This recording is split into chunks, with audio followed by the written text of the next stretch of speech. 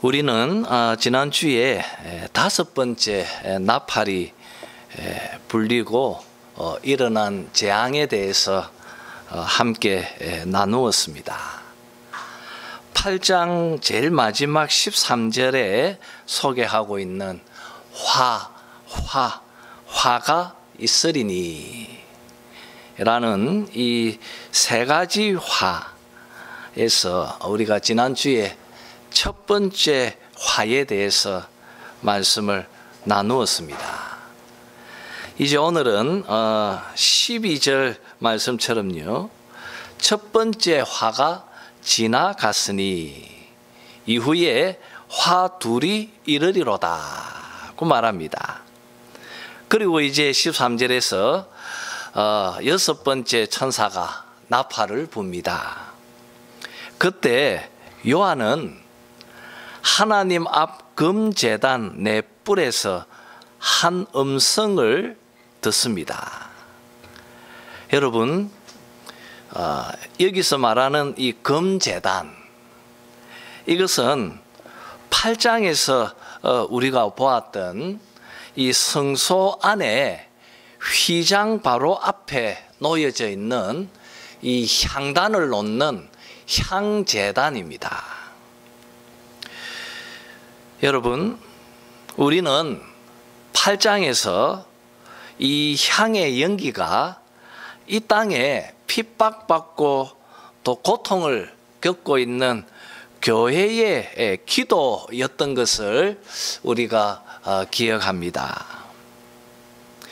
여러분, 바로 그 교회의 기도가 방아쇠가 되어서 그 기도의 응답으로서 나팔 재앙의 심판이 이 시행되어졌던 것을 우리가 앞에서 보았습니다.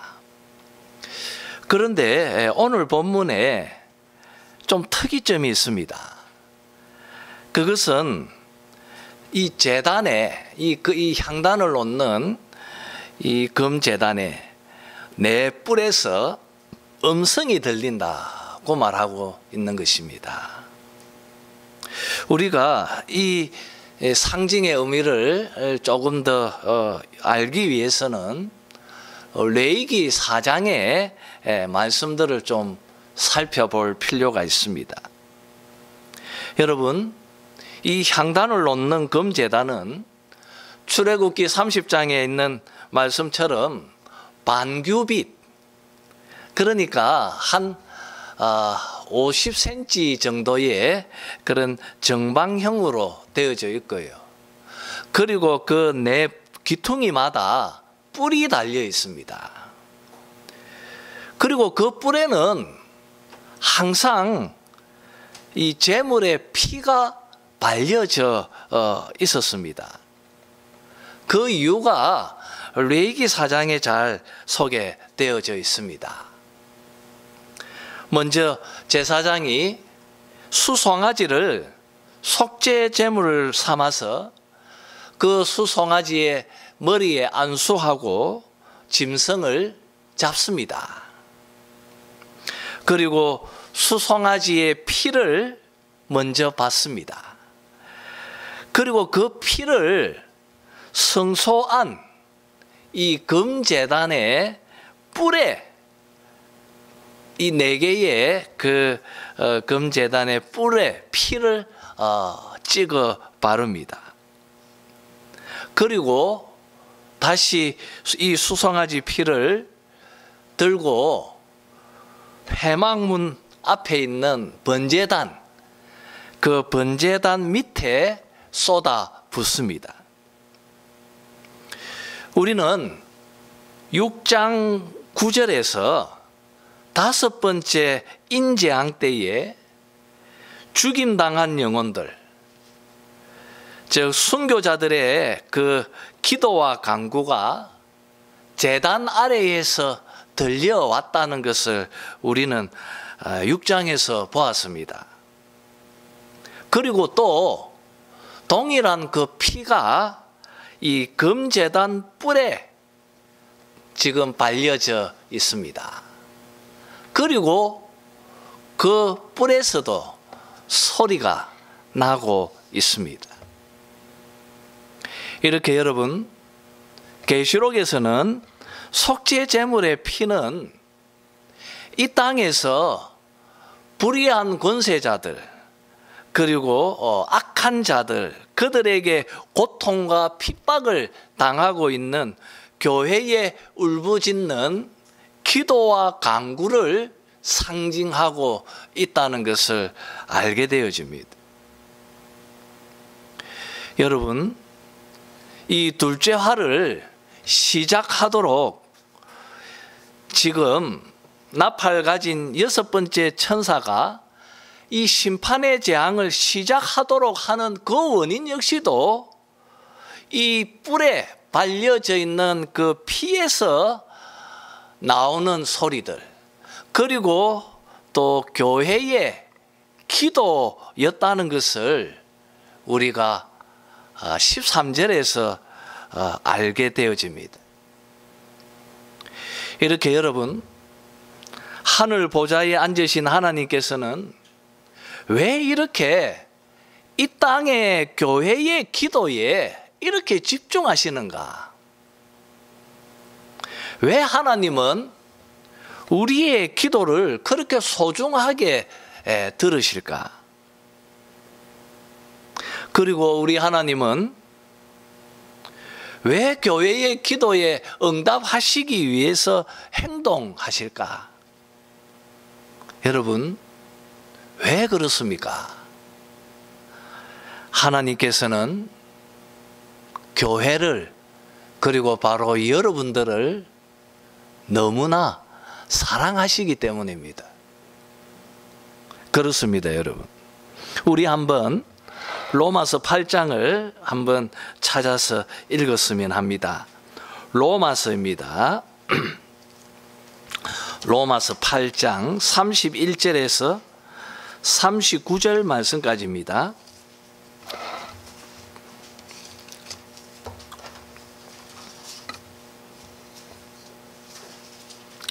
자, 우리 한번 교독하면서 한번 읽어보죠. 로마서 8장 31절에서 39절 말씀까지입니다. 제가 31절을 먼저 읽겠습니다. 그런즉 이 일들에 대하여 우리가 무슨 말 하리요? 만일 하나님이 우리를 위하시면 누가 우리를 대적하리요?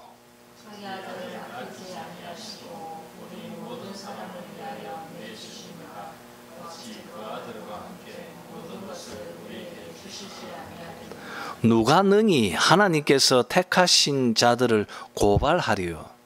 어렵다 하신 이는 하나님이시니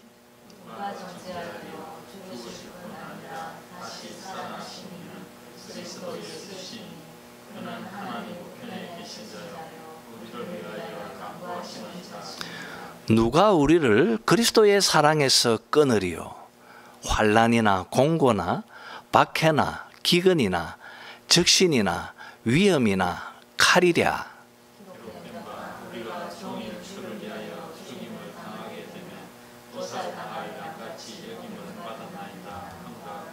그러나 이 모든 일에 우리를 사랑하시는 이로 말미암아 우리가 넉넉히 이기느니라.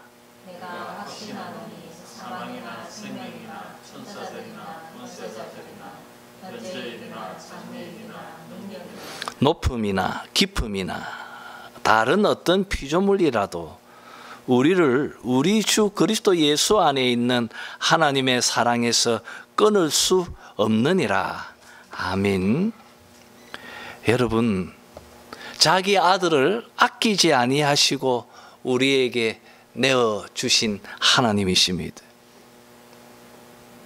우리를 위해서 십자가에서 죽으신 우리 주, 이 하나님의 어린 양 되신 우리 그리스도께서 하나님 우편에 서셔서 우리를 위하여 간구하고 계십니다. 이렇게 깊으신 하나님의 우리를 향한 그 사랑을 끊을 자가 없다고 오늘 본문은 말합니다. 여러분, 우리는 오늘 본문처럼 우리를 향한 이 하나님의 사랑의 힘으로 모든 것을 넉넉히 이긴다고 말하고 있습니다. 바울이 말하는 것처럼 우리를 향한 그 하나님의 사랑 때문에 하나님은 교회의 기도에 집중하고 그리고 그 기도에 응답하시는 것입니다. 자, 그러면 이제 14절을 보죠. 나팔 가진 여섯째 천사에게 말하기를 큰 강 유브라데에 결박한 내 천사를 놓아주라고 그렇게 말합니다. 큰 강 유브라데에 결박한 내 천사를 놓아주라. 그렇게 이 금제단 넷불에서 난 음성이 그렇게 말합니다. 여러분, 여기서 왜 요단강이 아니고 왜 유브라데 강일까? 유브라데 강이 여기서 등장합니다. 우리는 성경 속에서 이 유브라데 강에 지니고 있는 상징을 좀 우리가 알아야 합니다. 먼저 여러분, 우리가 알고 있는 것처럼 이 유브라데 강은 이 지금의 이라크 지역이죠. 이라크에 흐르는 두 개의 중요한 강이 있습니다. 왼쪽과 서쪽으로 흐르고 있는 유브라데과 그리고 오른쪽과 동쪽으로 흐르고 있는 티그리스 강이 있습니다. 여러분, 왜 이 강이 여기서 등장할까? 그것은 이스라엘의 믿음의 조상이었던 아브라함이 이곳으로부터 약속의 땅으로 왔기 때문입니다. 아브라함은 갈대아 우르라고 하는 이 지역에 살던 사람이었습니다. 아브라함은 이곳에서 하나님을 모르는 채 이교도들과 함께 그들의 풍습을 따르면서 살았습니다. 그런 아브라함을 하나님께서 유브라데 강을 건너서 부르신 것입니다. 여러분, 이렇게 아브라함은 유브라데 강을 건너서 온 사람입니다. 그리고 창세기 15장 18절을 보면 하나님께서 아브라함에게 주시겠다고 하셨던 그 땅의 경계가 애굽 강에서부터 큰 강 유브라데까지 내가 너에게 주겠다고 약속하셨습니다. 이처럼 여러분, 유브라데 강은 하나님의 백성들의 땅의 경계선입니다. 그러니까 유브라데 강을 건너면 그곳은 이교도들의 땅인 것입니다. 하나님 백성들의 땅과 이교도들의 땅을 구분짓는 경계선을 의미하는 것이 바로 오늘 본문의 유브라데 강입니다. 그래서 민수기 22장을 보면 마술사 발람이 유브라데 강을 건너서 왔다고 말합니다. 또 역사적으로 이스라엘을 공격해왔던 큰 대적들이 다 이 강을 넘어서 온 자들입니다. 아수르도 그랬고 바벨론도 그래 했습니다. 여러분, 이 이스라엘의 경계선이 되는 유브라데에 결박된 네 천사, 여러분, 이들이 묶여 있었기 때문에 그 강을 넘어오는 대적들이 올 수 없었다는 것입니다. 그래서 15절을 보면 이들 천사들은 그 년 월 일시에 사람 3분의 1을 죽이기로 예비된 자들이라고 말하고 있는 것입니다. 이렇게 여러분, 이 네 천사가 풀려납니다. 우리 주님께서 이 네 천사를 풀어주라고 명하고 계십니다. 그때 어떤 일들이 일어납니까? 16절에 나오죠. 마병대가 이 강을 건너서 옵니다. 마병대. 여러분, 기마병. 이 네 천사가 풀려나자마자 이 마병대, 기마병이 강을 건너 공격해 들어옵니다. 그 수가 얼마나 많은지, 그 수는 몇이라고 말합니까? 2만만이니. 그러니까 2억 명입니다. 2억. 2억이라고 하는 이 기마병이 강을 넘어 지금 이 약속의 땅으로 넘어 들어오고 있습니다.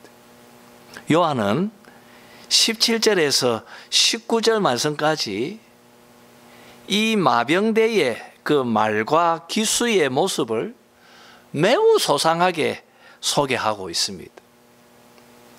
17절을 보니까 그 말을 탄 기수는 불빛과 자줏빛과 유황빛, 이 세 가지의 색깔로 구분되어지는 호심경, 이 흉갑을 입고 있다고 말합니다.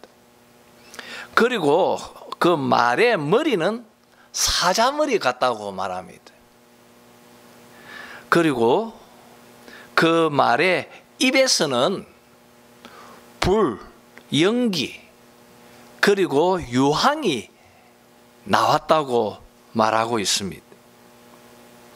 그리고 18절을 보니까 이 입에서 나오는 불과 연기와 유황으로 사람의 3분의 1이 죽임을 당했다고 말하고 있습니다. 그리고 19절에서 이 마병대의 이 말들의 힘은 입과 꼬리에 있다고 말합니다. 그리고 그 꼬리는 뱀 같고 또 꼬리에 머리가 있다고 말합니다. 이것으로 사람들을 해하고 있다고 말합니다. 그리고 20절, 21절에서 이 재앙으로 죽지 않고 남은 사람들은 손으로 행한 일을 회개치 아니하고 오히려 여러 귀신과 또는 보거나 듣거나 다니거나 하지 못하는 검은 동과 목석의 우상에 절하고 있다고 말합니다. 그리고 또 21절 말씀처럼 살인과 복술과 음행과 도둑질을 회개하지 아니하더라. 그러면서 오늘 말씀을 맺고 있습니다. 자, 그러면 우리가 요한이 우리들에게 소개하는 이 6번째 나팔재앙 속에 담겨 있는 이 상징의 의미들을 우리가 해석하고 또 적용을 해보아야 하겠습니다. 지난주에 5번째 나팔재앙을 통하여서 우리는 우리 주 예수 그리스도께서 무저경을 여시고 사단과 마귀와 귀신들이 이 세상을 활보하도록 허락하셨다는 것을 우리가 보았습니다. 그라사 광인의 예처럼 그 사단과 마귀와 귀신이 가지고 있는 그 강력한 정갈의 독침이 인간들을 어떻게 고통스럽게 만들어 갔는지를 우리는 보았습니다. 이제 우리가 다루는 이 두 번째 화, 이 여섯 번째 나팔 재앙은 무엇을 의미하는 것이겠습니까? 우리 한번 보죠. 그 기병대의 말의 탄기수의 색깔을 보면 불빛, 자줏빛, 유황빛입니다. 그리고 그 말의 입에서는 불과 연기와 유황이 나오고 있습니다. 여러분, 이 모든 것은 다 불과 연관을 맺고 있다는 것을 알게 되어집니다. 불로서 사람들을 해하고 죽인다는 것이죠. 불이 지니고 있는 상징의 의미, 이 메타포가 무엇인지를 한번 생각해 보십시오. 불은 모든 것을 태워버립니다. 모든 것을 파괴해버립니다.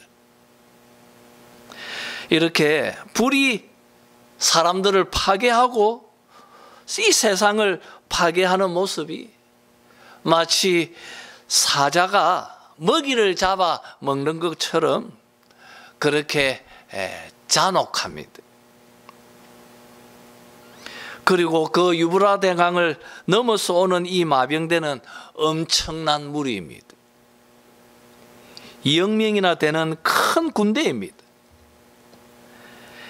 이들은 마치 불길이 맹렬하게 모든 것을 태워버리는 거, 파괴시켜 버리는 것처럼 엄청난 힘과 능력을 지니고 있습니다.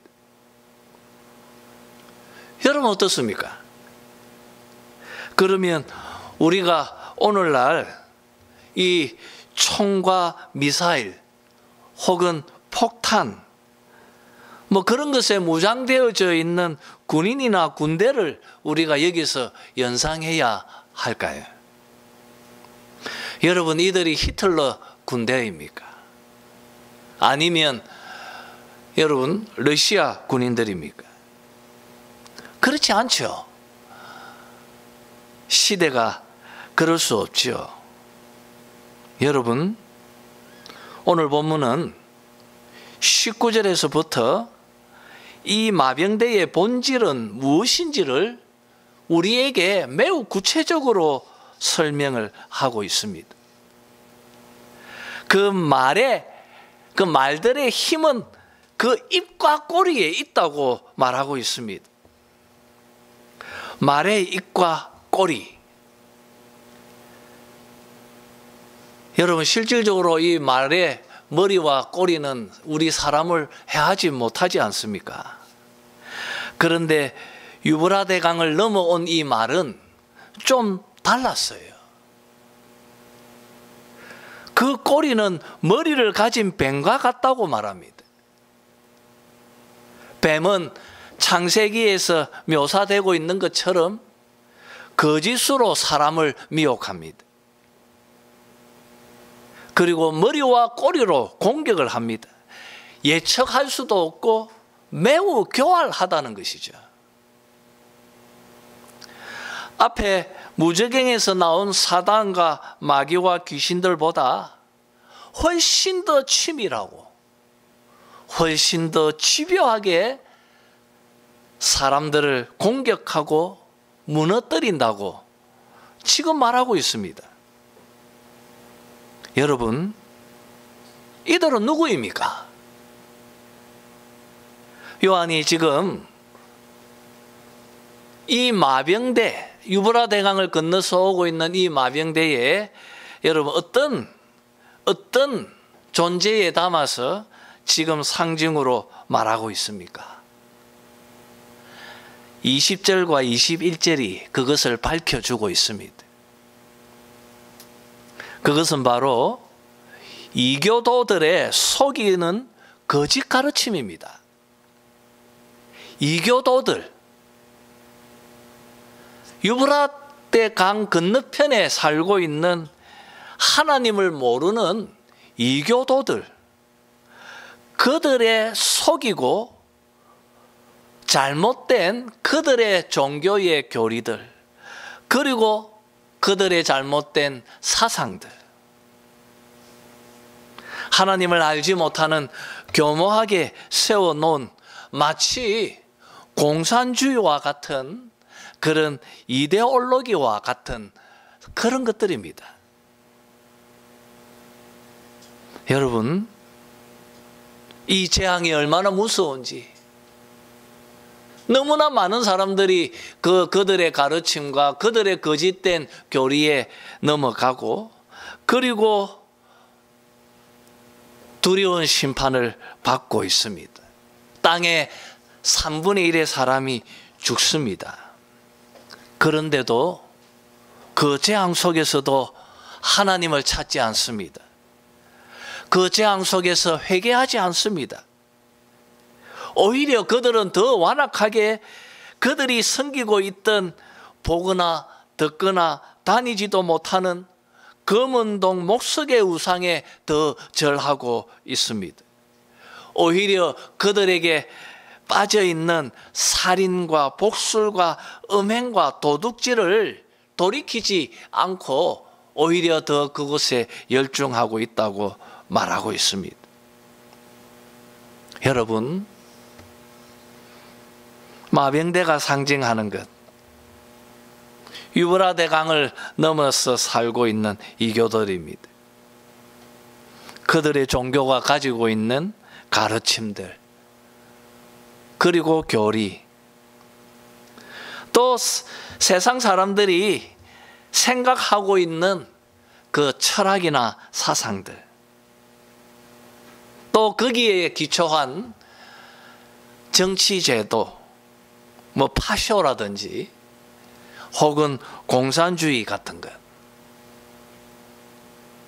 여러분, 이런 세상의 악한 생각들, 하나님을 반역하고 하나님을 모욕하는 그런 사상들, 이런 것들이 이 세상을 휩쓸고 교회를 공격하고 또 교회를 핍박하고 있다는 것입니다. 지금 요한은 그것을 말하고 있습니다. 실질적으로 여러분, 교회는 지금 로마의 극렬한 핍박을 당하고 있습니다. 로마 황제가 신이라고 황제 앞에, 그 황제가 동상 앞에서 머리를 숙이고 경배하고 또 숭배하라고 명령하고 있습니다. 그런데 여러분, 제가 계속 강조하지 않습니까? 이것은 예수님 성천에서부터 예수님 재림까지의 계속 교회가 겪어야 할 일들인 것입니다. 그것이 요한 계시록이지 않습니까? 여러분, 기독교 2000년의 역사는 살펴보면 끊임없이 교회를 위협하고 공격했던 가장 두렵고 무서운 공격이 바로 하나님을 믿지 않는 이 이교도들의 교리와 사상들이었습니다.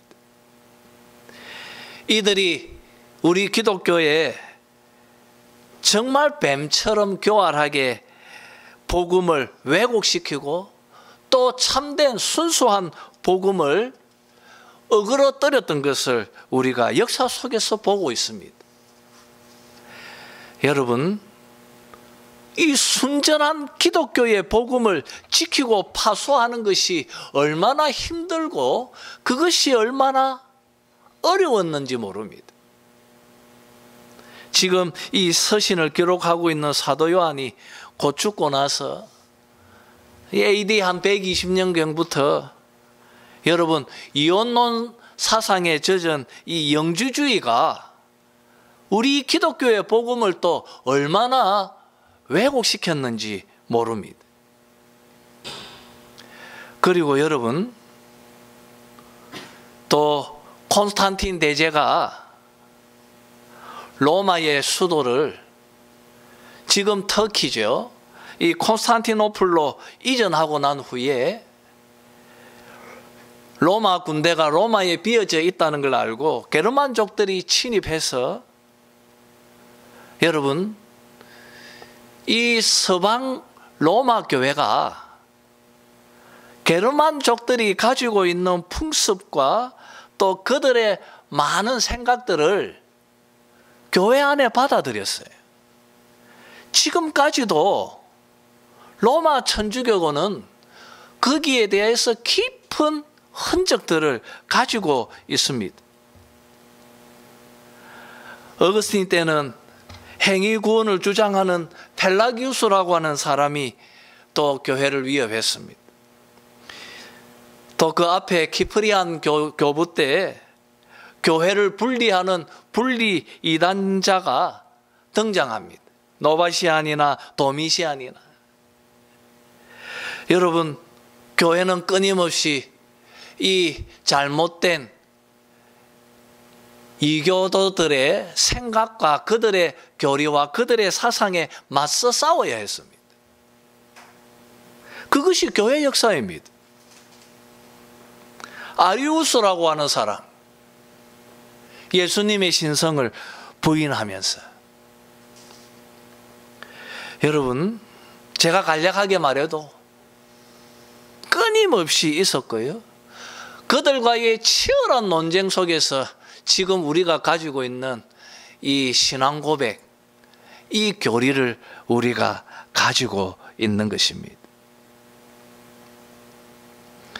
여러분, 이것이 2000년 기독교의 역사입니다. 이런 일들이 교회 안에 있게 되어진 것은 예수 그리스도께서 유브라데 강에 내 천사를 놓아주라고 말씀하셨기 때문입니다.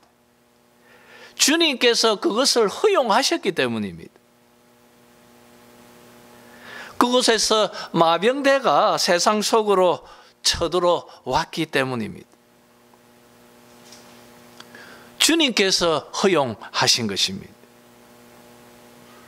우리 20세기 초에 서양과 우리 한국의 상황을 한번 잠시 생각해 보았으면 합니다. 우리가 살고 있는 시대이니까요. 여러분, 2차 세계대전 때에 독일 교회는 히틀러를 열광했습니다. 교회가요. 독일 교회가 히틀러를 열광했어요. 그런데 이 파쇼점이, 이 파쇼가 홀로코스트라고 하는 유대인 학살, 여러분, 유대인들만 죽인 것이 아닙니다. 그 당시 집시들도 엄청나게 많은 사람들이 죽어갔습니다. 얼마나 잔혹한 정치 이데올로기였는지 모릅니다. 이른바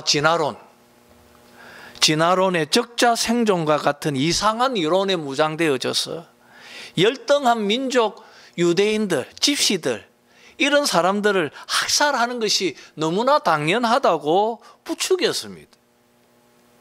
이때 독일 교회는 방관자로 서 있었습니다. 그리고 여러분, 공산주의가 전 세계를 휩쓸었습니다. 철저히 유물론 사상에 무장해서 집요하게 공산주의자들은 교회를 핍박하고 성도들을 죽여갔습니다. 우리나라만 보십시오. 6.25 전쟁 때 공산주의자들이 우리 자유진영자들을 얼마나 많이 죽였는지 모릅니다. 이북에 여러분, 이 서북, 우리가 그것을 서북 지역이라고 합니다. 황해도. 여러분, 이 서북 지역은 거의 한 8, 90%가 기독교도들이 살았습니다. 김일성이가 그곳에서 기독교인들을 얼마나 핍박하고 죽였는지 모릅니다.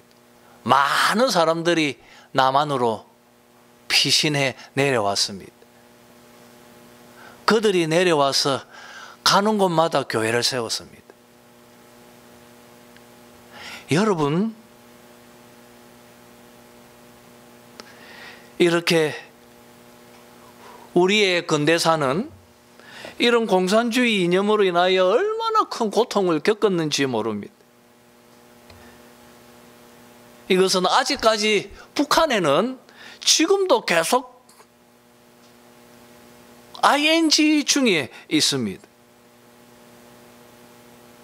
이 모든 것들이 지금 우리 조국의 교회가 직접 겪고 있는 것입니다. 유브라데강을 넘어 들어온 마병대입니다. 그리고 여러분, 현대의 한국 교회를 한번 생각해 보십시오. 우리나라 교회는 제가 볼 때 너무나 절묘하게 유교적 사고방식에 젖어 있습니다. 모든 것이 계급화되어져 있습니다. 여러분, 우리가 청산하고 극복해야 할 것들입니다. 또 여러분, 교회 안에 너무나 깊숙하게 이 기복주의에 젖어 있는 샤머니즘이 교회를 지금 지배하고 있습니다. 알게 모르게 불교의 생각들이 사람들 머릿속에 자리 잡고 있고, 그리고 도교의 가르침까지도 서슴지 않고 교회 안에서 말하고 있습니다. 도무지 어디서부터 참 순수 복음을 지키기 위해서 청산해야 할지 도무지 알 수 없을 만큼 지금 조국의 교회는 혼탁해 있습니다. 이제 현대교회는 한 걸음 더 나아가서 이제 이른바 인본주의에 기초한 교육, 철학, 사상이 교회를 장악하고 있습니다. 교육학, 심리학,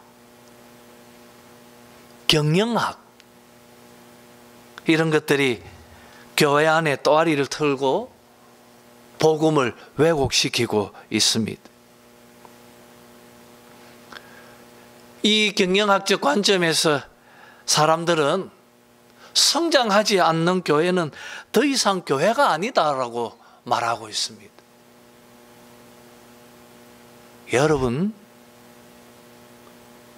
그 교회에 복음이 있으면 교회이고요, 그 교회에 복음이 없으면 교회가 아닌 것입니다.